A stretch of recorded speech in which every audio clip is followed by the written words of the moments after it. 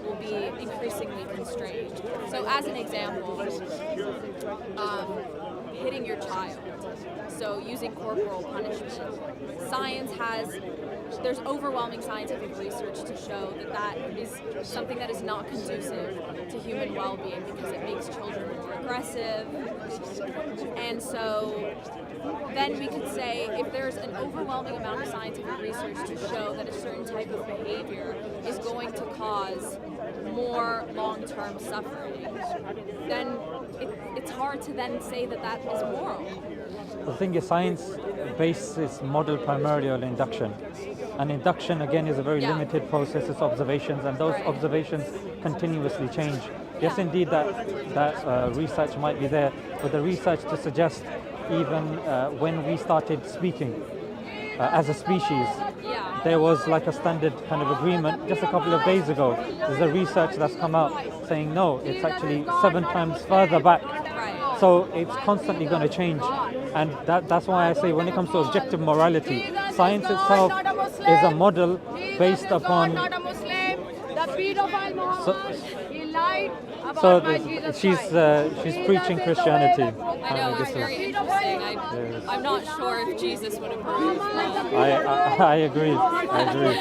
If he said give the other cheek, I don't think that's exactly indicative of that. So yeah, because science is something that's induction. At the age of 56, he married a 9-year-old child. Science is based upon induction. Induction is based upon your observations. Thank you. Sorry about that. That's all right. So based upon morality is something, would you say that morality is constantly changing? Can I just touch back on your point about how new scientific evidence came out disproving previous scientific evidence? And I think that that's an important point. And the morality changes as well, according to you. But I don't think necessarily that means morality changes, because what I would say is that that is just evidence. Like, there's a difference between answers in practice and answers in principle. So just because science is pointing to a certain answer right now doesn't necessarily mean that it's the correct answer. Like, you're right, we might do further, research and discover that actually what we thought was wrong. But it's not that there wasn't an answer in principle, it's just that we hadn't done enough research to get to the right answer. There's also one thing I also want to draw your attention towards as well, because you're correlating harm with wrong. Because you're saying if harm is being brought to so-and-so, that implies that it's wrong.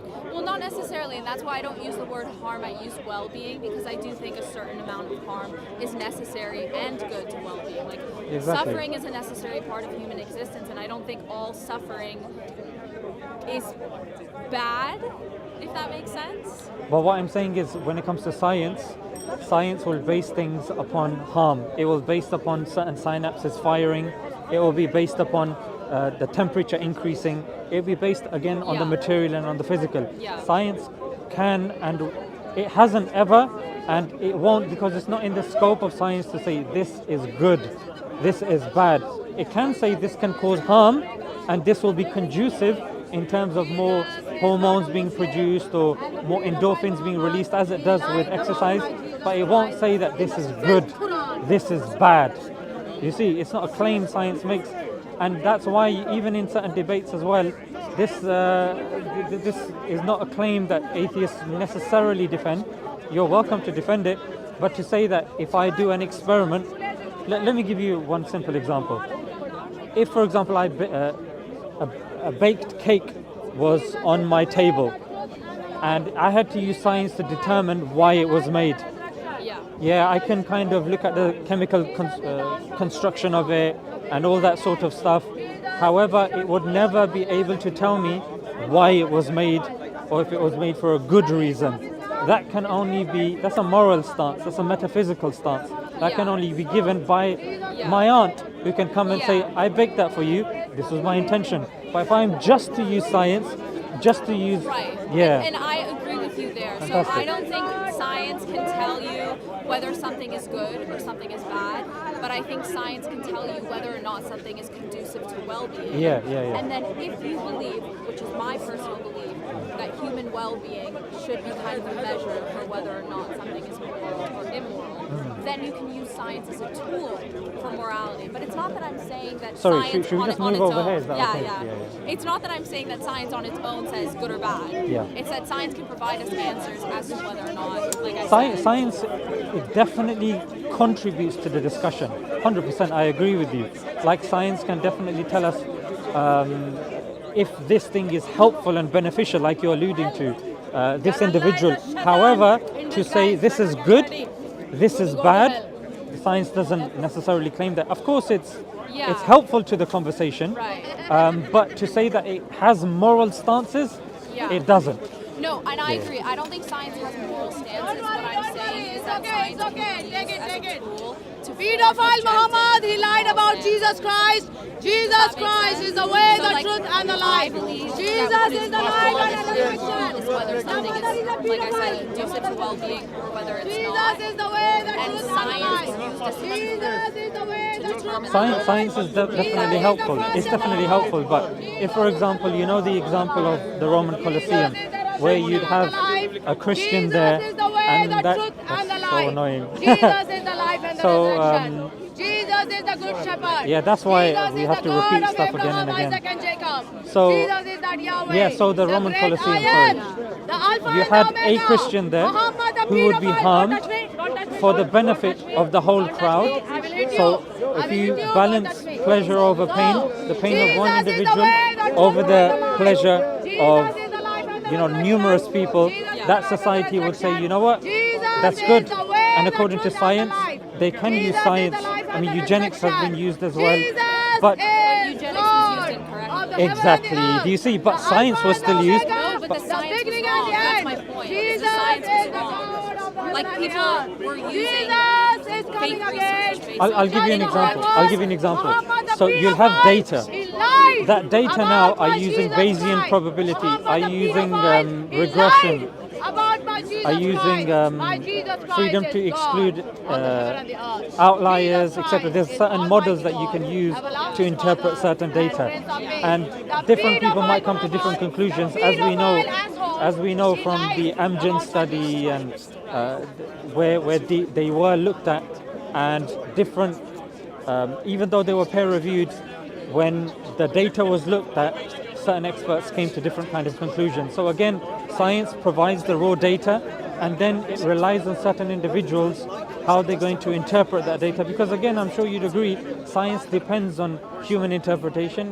But do you think, so for example, with the data, do you think that in principle, not is there somebody out there who can correctly interpret the data, but do you think in principle, out there is a correct way to interpret that data? I think that correct way, there's, to say that there's a correct way would mean that human has no biases, has unlimited funding. Not even can a human do it. Just in principle, is there a correct interpretation of the data? Objectively, when you're using science, are you talking about science based upon induction, or are you talking about science if we had all of the data in the world, what would we?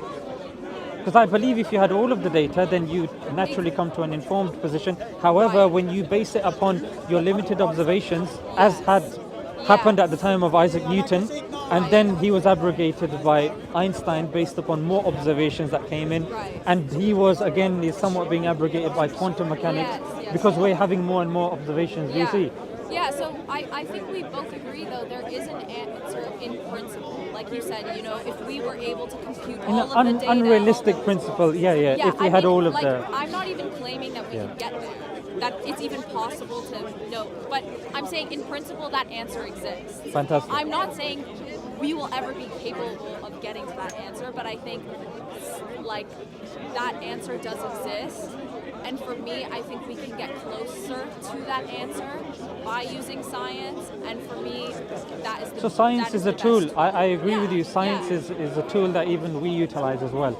But to claim that science will give a conclusion that is objectively measurable, that's where I think we're on shaky ground here. I think science can provide a conclusion, an objectively correct conclusion in principle.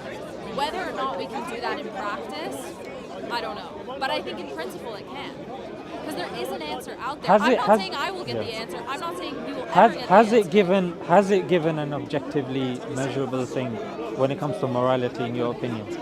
In my opinion, I think that science has been able to give me a lot of answers as to things. Whether What or one not- thing can we look at Yeah. that you can say that's something that? Well, the example I gave you earlier, like using corporal punishment. But back in the days, there were also studies to suggest how beneficial that is, and certain people, there have been Yeah. counter studies to that as well, Yeah. to suggest how people that have gone through that. Again, I'm not advocating for that because it's against the law here. Yeah. But somebody that is going through that, there will be certain people saying, you know what, we've grown up with that, and we're happier if we didn't receive that. That would be an issue, and there is scientific research to back that as well. Do you see? So to say that there's something that objectively would be accepted again, but let's put this on ice for now. We can come back But to I this. would also say, Yeah. like, for example, there are conspiracy theorists that come up with their own evidence as to why the Earth is flat. You know what I mean? And it's like, yeah, I guess they're using their own version of science, but it doesn't mean that it's correct. And there are better answers and better research. And for me, I just try my hardest to find out whatever is the most credible and most objective evidence. And obviously, that's really difficult to do. It is, especially And- when it comes to certain scientists For sure. getting funding For and the sure. peer-reviewed process, and Yeah. it's a lot of these things that can inherently be contaminated 100%. and then affecting us as well, because we would technically take the things that will confirmation bias, etc. Yeah. But this is a fantastic conversation. We can continue this, but like the brother started, I don't know where he's gone now. What he started with you was, do you accept that you exist and I exist? Yeah. Okay. And then he said that there are three types of existences. Yeah, he told me Yeah? about that. Yeah, the contingent existence, a necessary existence, and an impossible existence. So this is in modal logic, it's something accepted by Leibniz, Aristotle, etc., etc. Do you accept that premise? That there are three types of existence, or do you think there's another type of existence? I'm not sure that I understood it fully. Okay, no problem. Then, if I say it, just stop me in the middle. Don't be polite and just nod along and not understand it. You're more than welcome to just stop me and say, what did you mean by this or that? And I'll try my best to explain to you if I can. So, existence, because however skeptical you may be, the skeptic typically says, how do we know? Yeah, how do we know anything? Yeah. So, Descartes, he says that, okay, at the very least, I think, therefore I am. Yeah, that was his kind of conclusion as to why he exists. Yeah, the fact that he's thinking that necessitates that he exists. He's alive. So in philosophy and in modal logic as well, there's three types of existence. You have contingent existence, which is a fancy way of saying something that depends on something else. There's certain criteria for that as well, which we can unpack later if you want. But for now, I don't want to inundate you with too much. If you ask for it, I can unpack it for you if you want. So something that's dependent, something which is independent, also called necessary, and something which is impossible. Yeah, like the law of non-contradiction, like a squared circle. Okay. Yeah, it doesn't exist. Yeah. So as human beings, would you say that we are dependent or independent? What do you mean? Just dependent on things around you. Like human beings were dependent on air, we're dependent on water, we're dependent on sunlight, dependent on food and on sustenance. Yeah. So we're dependent. So we dependent on something else. That depends on something else, and it continues. Now philosophically, there's two options here. Either there is an end to that chain, or there's an infinite regress. You understand infinite Yeah. regress? Yeah. So those are the two options. Which of those two options do you think makes the most rational sense? Well, Or is there another option? I mean, I'm not sure because even with infinity, I mean, the concept of infinity. We're isn't that talking infinite not a mathematical infinity. We're talking about a practical infinity.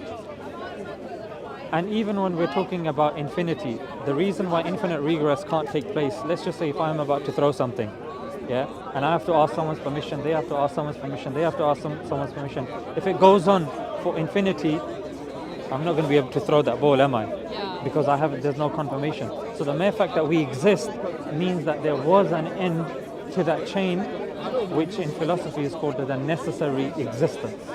Yeah, an end to that causal chain or contingent chain. Make sense? Yeah. Okay, so you had an issue with the infinite thing. I don't want to go forward if you're a bit unsure of that. Should we unpack that a little bit? That's okay. No, you can continue. Okay, no problem. So what we would say is philosophically, logically, rationally, you can't have an infinite regress of dependent things. So for us to exist, the mere fact that we exist, there has to have been an end to that chain, which we say is a necessary existence. Now for us, does this argument make sense for you at the moment, logically? Yeah, that makes sense. So then we take it a step further. We say this necessary existence has to have been independent because it's the end to that chain. It's the end to that chain. Independency? It has to be pre and post eternal. Reason being, because everything depends on it, if that thing ceased to exist, then we would cease to exist and everything would be destroyed. Yeah, so the mere fact that we have a continuation, we're here, we have a continuation in our experience, that means we're not being destroyed, that means the necessary existence is still there.